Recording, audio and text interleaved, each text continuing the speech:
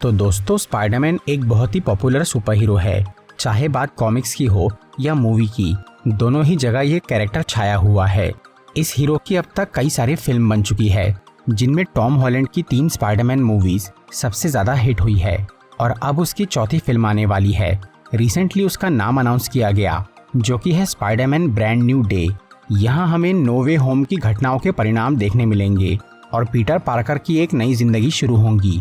आज मैं आपको स्पाइडरमैन ब्रांड न्यू डे की सभी डिटेल्स और मूवी की स्टोरी के बारे में बताऊंगा। तो आइए देखते हैं।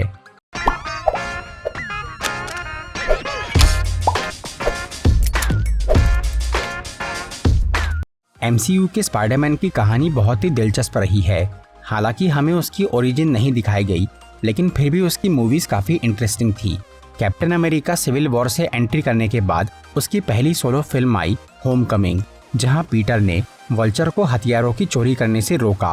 फिर फार फ्रॉम होम में उसने मिस्टीरियो की धोखेबाजी पकड़ी और नो वे होम में मल्टीवर्स के विलन से लड़ाई करके उन्हें घर वापस भेजा। लेकिन इसके बदले में पीटर को एक भारी कीमत चुकानी पड़ी। उस फिल्म में हमने देखा था कि जब डॉक्टर स्ट्रेंज उन दूसरे यूनिवर्स के लोगों को वापस भेजना चाह रहे थे, तब वो जादुई मंत्र बिगड़ गया था और उससे मल्टीवर्स के कई बुरे लोग इस दुनिया में आने वाले थे। इस पूरी गड़बड़ को ठीक करने के लिए पीटर ने डॉक्टर स्ट्रेंज से एक ऐसा जादू करवाया जिससे उसका वजूद मिट गया।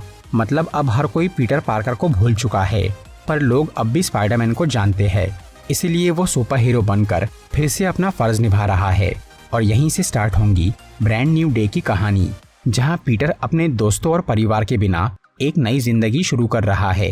इस मूवी का नाम लिया गया है 2008 की Spiderman brand new day comics से। वहां भी कुछ ऐसी ही स्टोरी दिखाई गई थी। उस कहानी की शुरुआत हुई थी 2007 की वन मोर डे कॉमिक्स से, जहां पे सिविल वॉर इवेंट की वजह से सब लोग स्पाइडरमैन की असलियत जान गए थे। इसीलिए उसके दुश्मनों ने इस बात का फायदा उठाया, जिसके चलते एक गुंडे ने पीटर को गन से मारने की कोशिश की थी, लेकिन वो गोली आंट मे को लग गई और वो मरने के करीब पहुंच गई। तब पीटर ने अपनी आंटी को बचाने के लिए मेफिस्टो नाम के एक डीमन से सौदा किया। उस टाइम पे स्पाइडरमैन की शादी हो चुकी थी और वो एक खुशहाल जिंदगी जी रहा था। इसलिए मेफिस्टो ने पीटर और उसकी बीवी मैरी जेन के रिश्ते को मिटाने की बात की, जिसके लिए वो दोनों मान गए और उन्होंने मेफिस्टो से एक और मांग की कि सब लोग स्पाइडरमैन की पहचान भूल जाए। इससे आंट में जिंदा हो गई और दुनिया वाले ये भूल गए कि पीटर पार्कर स्पाइडरमैन है। लेकिन उससे एक नई रियलिटी तैयार हुई, जिसमें पीटर और मैरी जेन की शादी नहीं हुई थी।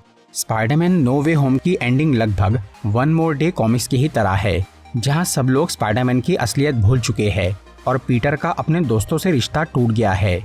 इसीलिए अब उसकी अगली फिल्म की कहानी भी ब्रांड न्यू डे कॉमिक्स की तरह हो सकती है। मतलब अब पीटर एक नई जिंदगी चालू कर रहा है।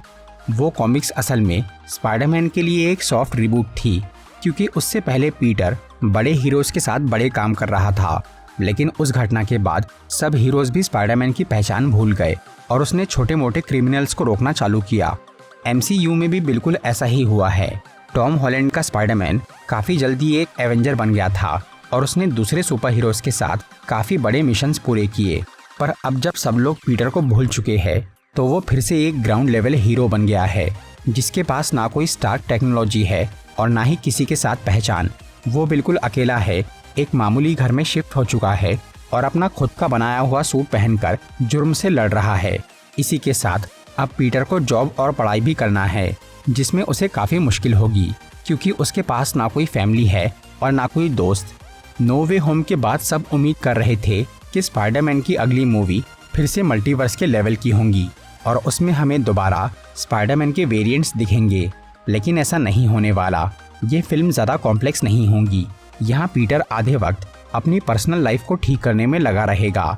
वो अपने पुराने दोस्तों से जुड़ना चाहेगा और पढ़ाई, जॉब और सुपर हीरो लाइफ को बैलेंस करेगा।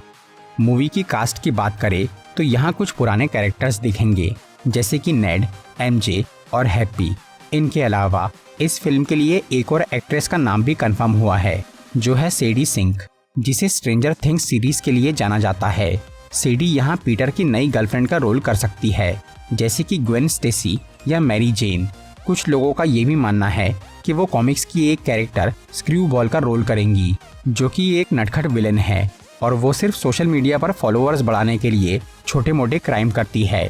इस फिल्म में हैरी ऑसबॉर्न भी दिख सकता है, जो कि कॉमिक्स में पीटर का खास दोस्त है।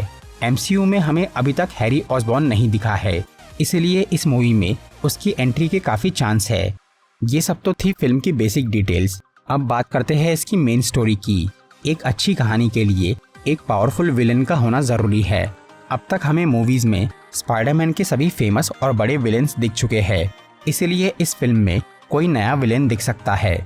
ब्रांड न्यू डे कॉमिक्स में मिस्टर नेगेटिव नाम का एक विलेन दिखाया गया था, जिसका बहुत इंपॉर्टेंट रोल था। ये एक ऐसा चाइनीज आदमी है जिसे कुछ इलीगल एक्सपेरिमेंट की वजह से पावर्स मिली थी और इससे उसकी पर्सनैलिटी 2 पार्ट में डिवाइड हो गई थी, जो कि है मार्टिन ली नाम का एक समाज सेवक और मिस्टर नेगेटिव नाम का एक खतरनाक विलेन जिसके पास डार्क एनर्जी का कंट्रोल है और वो किसी को भी छू के अपने वश में कर सकता है। कॉमिक्स में मार्टिन ली फीस्ट नाम की एक ऑर्गेनाइजेशन का मालिक था, जो कि बेघर लोगों की मदद करने वाली एक संस्था है। वहाँ पे पीटर की आंट में भी काम करती है और क्योंकि नो वे होम में हम फीस्ट ऑर्गेनाइजेशन देख चुके हैं, इसलिए ब्रांड न्यू डे मूवी में मिस्टर नेगेटिव दिख सकता है, जो कि शायद फीस्ट के जरिए मार्टिन ली वाले रूप में पीटर का दोस्त बन जाए और बाद में मिस्टर नेगेटिव के रूप में स्पाइडरमैन से टकराए। अब तक हमने जो भी बातें की है वो नो वे होम की एंडिंग और ब्रांड न्यू डे कॉमिक्स का मिला जुला स्टोरी प्रेडिक्शन था, पर मूवी की असली कहानी इस सबसे अलग भी हो सकती है।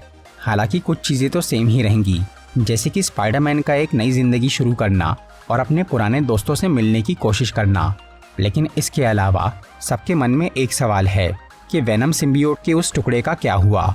नो वे होम के पोस्ट क्रेडिट सीन में हमने देखा था कि एडी ब्रॉक भी उस जादुई मंत्र की वजह से MCU में आ गया था, लेकिन जब वो वापस गया तो वेनम सिम्बियोट का एक टुकड़ा इसी यूनिवर्स में रह गया। इसलिए हर कोई यही सोच रहा है कि स्पाइडरमैन की अगली फिल्म में वो टुकड़ा पीटर से जुड़ जाएगा और फिर वो ब्लैक स्पाइडरमैन बन जाएगा, जिसके बाद वो सिम्बियोट उस दुनिया के एडी ब्रॉक से मिलेगा और फिर MCU में एक नए वेनम का जन्म होगा। हालांकि ये थ्योरी इंटरेस्टिंग है और इसके सही होने के कुछ चांस भी है, क्योंकि अभी पीटर जिन हालात से गुजर रहा है उसमें वो सिम्बियोट उस पर आसानी से हावी हो सकता है। पर मूवी के नाम को देखकर ये लग नहीं रहा है कि अभी हमें ब्लैक स्पाइडरमैन और वेनम की कहानी दिखाई जाएंगी। शायद ये स्टोरी अगली स्पाइडरमैन फिल्म में देखने को मिले, क्योंकि ये कंफर्म हो चुका है कि नो वे होम के बाद स्पाइडरमैन की 3 और मूवीज बनेंगी, जिसमें सबसे पहली है ब्रांड न्यू डे। वो सिम्बियोट अभी MCU में ही है, इसलिए वो एक ना एक दिन पीटर से ज़रूर जुड़ेगा, पर वो घटना इस फिल्म में होंगी या अगली फिल्म में ये कंफर्म नहीं है। फिलहाल एक बात कंफर्म है कि स्पाइडरमैन ब्रांड न्यू डे 2026 के जुलाई में रिलीज होंगी, मतलब एवेंजर्स डूम्सडे से 2 महीने पहले। और डूम्सडे की कास्ट में टॉम हॉलैंड का नाम नहीं है, मतलब वहाँ स्पाइडरमैन नहीं दिखने वाला, जिसका रीज़न ये हो सकता है कि पीटर पार्कर अभी अभी मल्टीवर्स की एक बड़ी घटना से गुजरा है, इसलिए फिलहाल उसे एवेंजर्स 5 से दूर रखा जा रहा है, क्योंकि वो मूवी मल्टीवर्स पे ही फोकस्ड है और ब्रांड न्यू डे की स्टोरी ज़्यादा बड़ी नहीं होने वाली।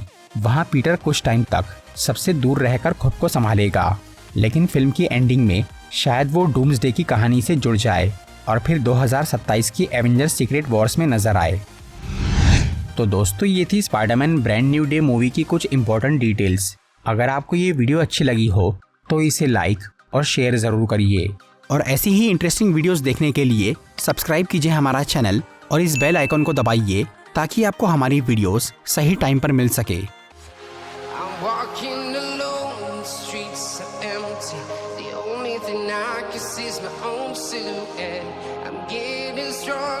Step by step, the clock is ticking, but there's no time for me.